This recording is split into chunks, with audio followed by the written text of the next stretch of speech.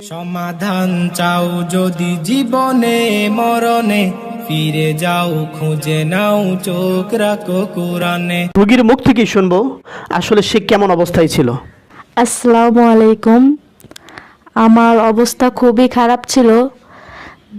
যেমন আমি ঘুমাতে পারতাম না, কথা বলতে পারতাম না, কাউকে চিনতে পারতাম না, হাঁটা চলা সব কিছু আমার অনেক খারাপ অবস্থা ছিল।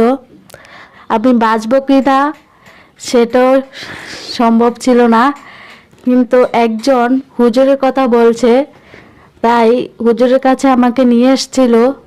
তারপরে হুজুর আমাকে দেখে চিকিৎসা শুরু করলো।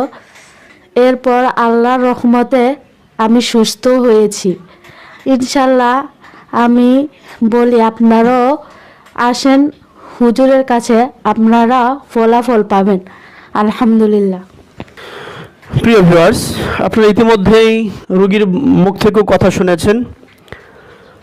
আসলে যে ভুক্তভোগী তার মুখ থেকে যদি কথা শোনা যায়, যে ফ্যামিলি এই সমস্ত সমস্যায় জর্জরিত, তারা যখন তাদের জবান দিয়ে কথা বলেন, তাদের মুখ থেকে তাদের কষ্টের কথাগুলো যখন আমরা শুনি, তখন দেখা যায় আমাদের কাছে বিষয়টা আরও পরিষ্কার হয়ে যায়। তো আমি আশা করি এই সংক্ষিপ্ত সময়ের মাঝে যে কথাগুলো আপনারা শুনেছেন, এই কথাগুলোর মাধ্যমে আপনারা বুঝতে পেরেছেন আসলে রোগীর কী অবস্থা ছিল। আর এখন আজকে যে রোগীটা আমার কাছে আসছে, আলহামদুলিল্লাহ পুরাপুরিভাবে সুস্থ।